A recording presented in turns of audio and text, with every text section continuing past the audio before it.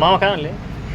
जे मार्गदर्शन केलं ना तर ते एकच नंबर मार्गदर्शन. कांदे लावायला नाही, कांदे लावायचे कामाला जे तुम्ही औषधं दिले हा. किंवा जे मार्गदर्शन केलं हां एकदा आले तुम्ही आपल्या तिथे हा. ते मार्गदर्शन केलं कोणते म्हणजे टाका, तुमचे काय कांदे करा. चांगले निघाले बुवा, म्हणजे चांगल्या क्वालिटीचे कांदे निघाले ॲव्हरेज चांगलं मिळालं तुम्हाला, पैसे झाले तुमच्या कांद्याचे. बरे.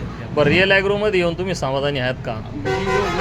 15 गुंठ्यामध्ये हं. माझ्या हिशोबानं कमीत कमी 85,000 रुपये 15 गुंठे झाले बरं म्हणजे माझ्या हिशोबानं बरं 15 गुंठे 85 बरं. कोणतं बियाणं वापरलं होतं ते बियाणं म्हणजे ते आपलं 3 दिले तेच वापरलं कोणतं होतं?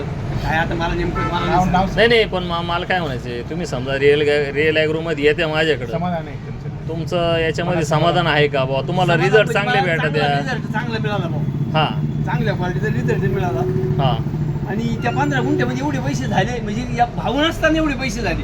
832 म्हणजे तुमचा एकराचा हिशोब जर केला तर म्हणजे 3 लाख तर रुपये माझ्या एकरी माझ्या मनाला जर समजा 1 एकर जर त्या क्वालिटीचा कांदा असताना आता भाव जरी म्हणला 3 लाख असतं रुपये. तरी 2-2.5 लाख रुपये 2.5 लाख रुपये तर आमकाच झाले असते. बरं बरं कारण कांद्या मार्केटला कांदे नाना म्हणाण्यापेक्षा आपले 200 कांदे वाढवत जातो. ते काय नेमकं कधी बी माल माल वापताना दोघं तर सांगत त्या राहायचं. खताचं नियोजन कसं होतं तुमच्या? खताचं नियोजन काही नाही, साधं भोळत काम होतं साधं.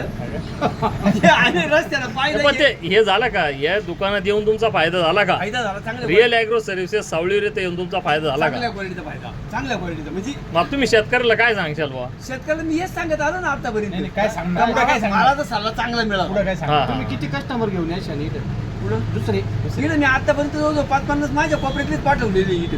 बरोबर आहे बरोबर आहे, पाठवलेले पहिलं सुरुवातीला मीच आहे दुकानमध्ये येणार आहे. बरोबर आहे. सावरीची दुकान पहिलं मी येणार आहे या दुकानमध्ये. पहिलं